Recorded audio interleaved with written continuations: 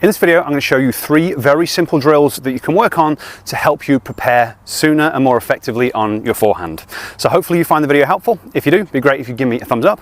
If you haven't subscribed to my channel before, really appreciate it if you could do that as well. So there are 2 main reasons that you're going to be preparing late on your forehand. The first one is that you can't read the flight of the ball quickly enough or accurately enough. That's something that we can improve. I'm going to be talking about how to do that at the end of the video, because what I want to do for most of this video is focus on the other thing that causes players to prepare late, and that's basically poor footwork and movement to the ball. And the unit turn is going to be included within the footwork because it happens as one first move. So what I do want to do is show you 3 footwork patterns or 3 first moves that you need to practice and just do over and over again to turn them into habits. The easiest way to do that is as part of your warm-up, but with the stuff that I'm going to be showing you today, you could do this in your front room. But it literally is a case of getting repetition after repetition after repetition, and that's going to make it work more efficiently. So the first pattern that we're going to do, we're going to land from our split step. Obviously I've got a nice wide stable split step, and it's going to be a neutral stance forehand. So I'm just going to land, rotate my foot, so do some kind of pivot step with this foot, and as I do this pivot step, I'm also going to be preparing with my upper body, doing the unit turn. So this is the first move. I land, pivot step, and upper body, and then from there, I'm just going to get side on. And you just want to do this over and over again, so that as soon as you land from the split step, your upper body and your foot start to move. So now it's done. I could drive off that and I could initiate my forward swing. From there, you're going to add in a little bit more to help you kind of practice covering the ground.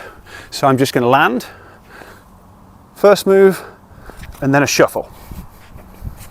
So land, first move, shuffle. Land, first move, shuffle. And just do lots of reps of it. Land, first move, shuffle.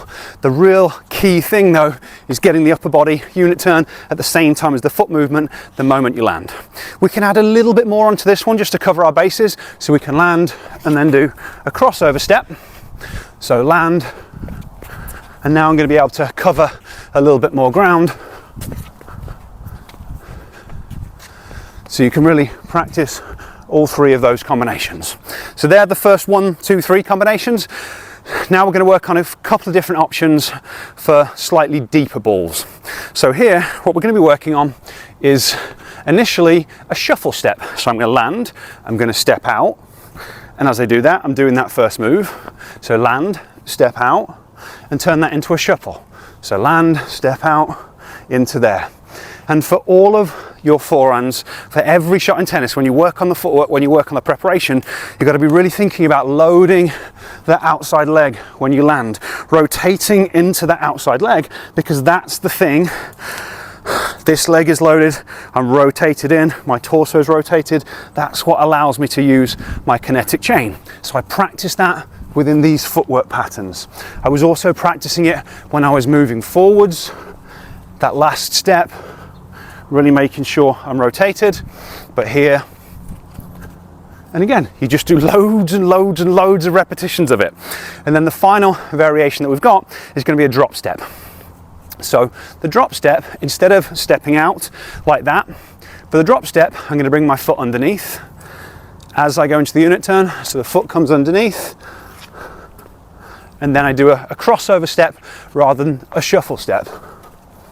And you just practice it loads of times, over and over again. We've got to turn this into a habit. We've got to make sure that as soon as we land from the split step, the upper body starts to go. And you just do it. That was the shuffle. This is the drop, so that you can land and it's all fast. So then when the ball is coming towards you, you're not going to be thinking, okay, I need to do this footwork, I need to do this footwork. You'll have done them loads of times. There'll be habits, movement patterns stored within your body, and then you just start to more naturally be able to do it as the ball's coming. But then the other key piece that goes along with that is going to be your ability to read the flight of the ball. Now, maybe it's a focus issue and you just need to concentrate on it more, but for a lot of players, it's because the visual system just doesn't work well enough.